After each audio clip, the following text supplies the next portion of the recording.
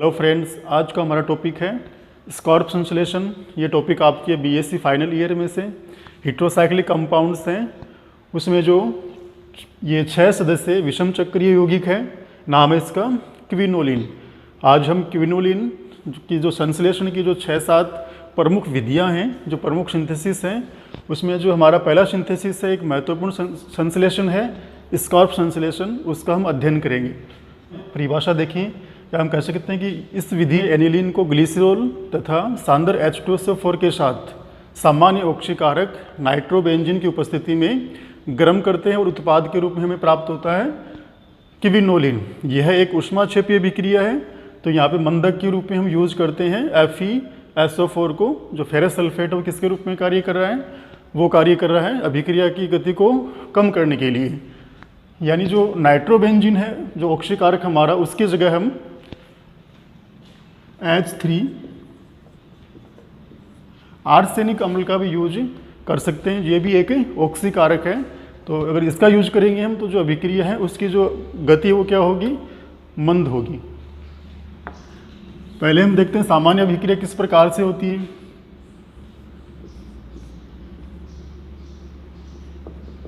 NH2 aniline, CH2OH, CHOH, CH2OH, ये हमारी क्या है, एनिलीन। ये हमारा है ग्लिसरॉल। और जो हमारे और जो रिएजेंट हैं वो है कौन कौन से हैं, कंसंट्रेट H2SO4, FeSO4, C6H5NO2। यानी हमने पढ़ा था कि इस विधि में एनिलीन की अभिक्रिया ग्लिसरॉल, या एनिलीन को हम ग्लिसरॉल तथा सांद्र H2SO4 के साथ जो सामान्य ऑक्सीकारक है नाइट्रोबेंजीन, उसकी उपस्थिति में क्या करते हैं, गर्म करते हैं और उत्पाद के रूप में हमें प्राप्त होगा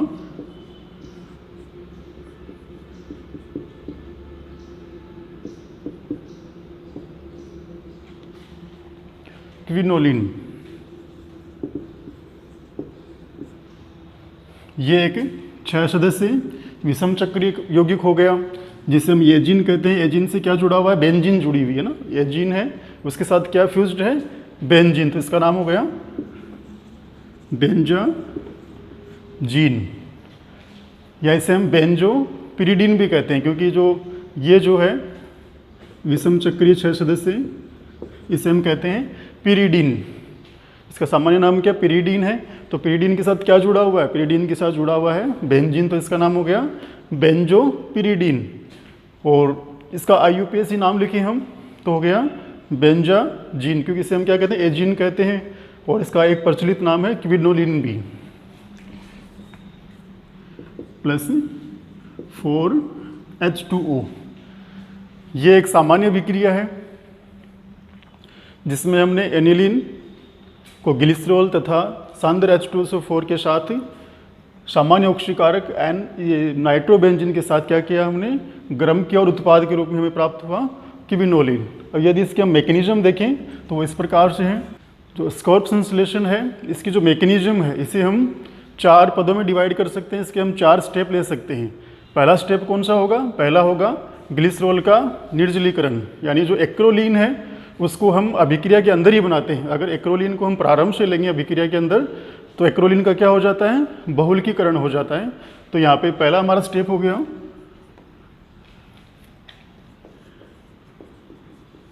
ग्लिसरॉल का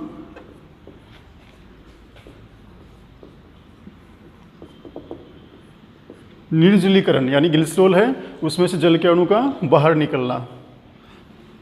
CH2OH, CHOH, CH2OH, गर्म करेंगे इसे हम कंसंट्रेट H2SO4 की उपस्थिति में, तो हमें मिला CH double bond O, CH द्विबंध CH2 plus 2H2O। इसे हम कहते हैं एक्रोलीन। एक्रोलीन को हमेशा हम अभिक्रिया में बनाते हैं, फिर ग्लिसरॉल के द्वारा बनाते हैं, क्योंकि एक्रोल, यदि हम एक्रोलीन को अभिक्रिया की शुरुआत में ही लेंगे इसे हम, तो एक्रोलीन क्या कर लेगा, अपना बहुलकीकरण कर लेगा। इसलिए एक्रोलीन का निर्माण हमेशा अभिक्रिया के साथ किया जाता है। दूसरा स्टेप हो गया एनिलीन। एनिलीन पर एक्रोलीन का 1,4 योग, यानी जो एक्रोलीन है, हमारा जो एनिलीन है, उस पर उसका क्या होगा, 1,4 एडिशन होगा।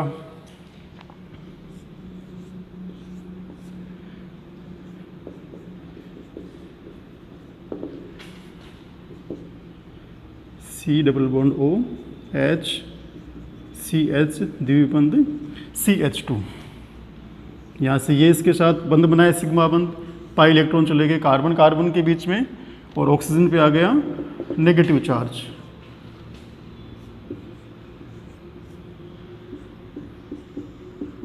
ये H, ये H, CH2, CH द्विबंध O negative,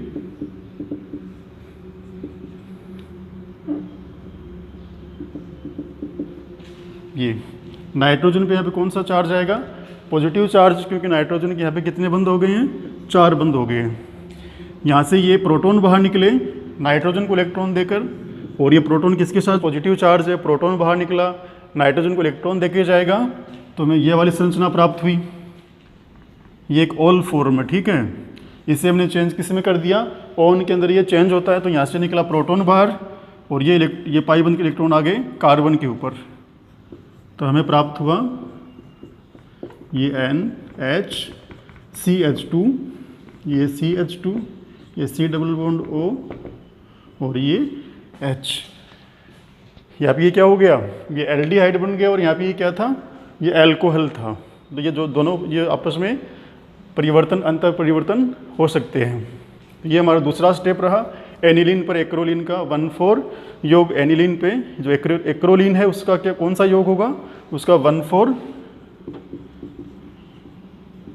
तीसरा स्टेप होगा अम्ल उत्प्रेरित अंतः अणुक चक्रीकरण।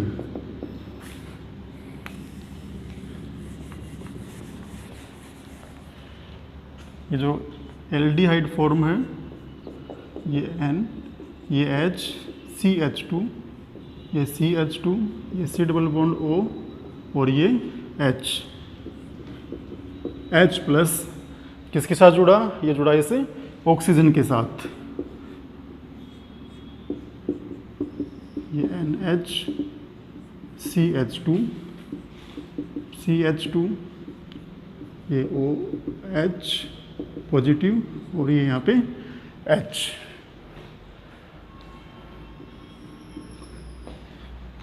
यहाँ से ये जो लोन पेयर हैं ये बनाते हैं यहाँ पे पाई बंध, और जो बेंजीन रिंग के जो पाई इलेक्ट्रॉन थे वो बनाते हैं इसके साथ सिग्मा बंध, और ये इलेक्ट्रॉन चले गए वापस ऑक्सीजन के पास।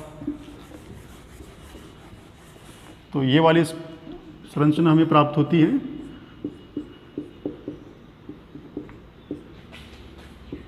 CH2, CH2, CH2,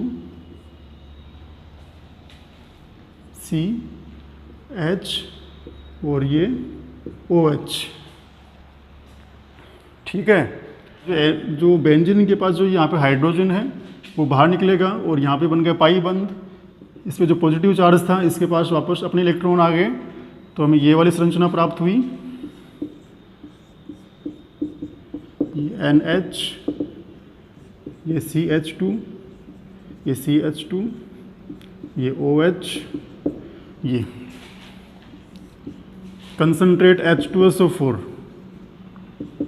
की उपस्थिति में जल का अणु एक बाहर निकलता है, तो हमें प्राप्त हुआ, जैसे यहाँ से निकल गया जल का अणु बाहर, यहाँ से निकला हाइड्रोक्सिल, और यहाँ से निकला प्रोटॉन, तो ये हमें प्राप्त हुआ CH2, ये NH, ये CH, और ये CH। या हम नंबर देंगे, जो विषम परमाणु से 1 नंबर दिया 1, 2 3 4 5 6 7 और 8। इसका नाम हो गया 1,2 dihydroquino 1,2 dihydroquinoline. तीसरा जो स्टेप है वो हमारा है 1,2 डाई हाइड्रो क्विनोलिन का ऑक्सीकरण। किसके साथ, किसकी उपस्थिति में ऑक्सीकरण होगा? नाइट्रोबेंजीन की उपस्थिति में क्या होगा? ऑक्सीकरण होगा। और यदि हमें अभिक्रिया की जो गति वो मंद करनी है तो हम किसकी उपस्थिति में करेंगे? आर्सेनिक अम्ल की उपस्थिति में इसका क्या करवाते हैं? ऑक्सीकरण करवाते हैं। तो चौथा स्टेप हो गया 1,2 डाई क्विनोलिन का ऑक्सीकरण। ठीक है, इसे दोबारा लिखा हमने यहाँ पे, ये बेंजीन रिंग, ये CH, ये द्विबंध CH, ये CH2 और ये NH। ये 1 पे हाइड्रोजन, 2 पे, तो इसका नाम हो गया 1,2 डाई हाइड्रो क्विनोलिन का ऑक्सीकरण। किसकी उपस्थिति में करवाया? C6H5NO2 नाइट्रोबेंजीन यहाँ पे ऑक्सीकारक के रूप में ले सकते हैं, या फिर H3AsO4 भी यहाँ किसके रूप में कार्य कर रहा है? ऑक्सीकारक के रूप में। यदि थोड़ी सी अभी, क्योंकि ये अभिक्रिया तीव्र गति से संपन्न होती है, तो अभिक्रिया की जो गति को मंद करने के लिए हम यहाँ पे आर्सेनिक अम्ल का भी यूज कर सकते हैं। तो हमें प्राप्त हुआ क्विनोलिन। यहाँ से H निकला, यहाँ से H निकला, ये N, ये हमारा हो गया बेंजाजीन, या फिर क्विनोलिन, या फिर बेंजोपिरिडीन। तो ये स्कार्प संश्लेषण है, थोड़ा लंबा है, लेकिन यदि हम पूरे स्टेप से इसे शुरू से लास्ट तक समझें तो ये हमारे समझ में आ जाएगा। 4 स्टेप है। पहला हो गया ग्लिसरॉल का निर्जलीकरण, कंसंट्रेट H2SO4 की उपस्थिति में जल का अणु बाहर निकला। दूसरा हो गया एनिलीन पर एक्रोलीन का 1,4 योग। तीसरा हो गया अम्ल उत्प्रेरित अंतः अणु की चक्रीकरण, जिससे हमें प्राप्त होता है 1,2 डाई हाइड्रो क्विनोलिन। उसका करवाया हमने ऑक्सीकरण। किसकी उपस्थिति में? ऑक्सीकारक कौन है हमारे पास? नाइट्रोबेंजीन या फिर आर्सेनिक अम्ल। तो हमें प्राप्त हुआ बेंजाजीन या बेंजोपिरिडीन या फिर क्विनोलिन। तो ये क्विनोलिन जो संश्लेषण की एक महत्वपूर्ण विधि है।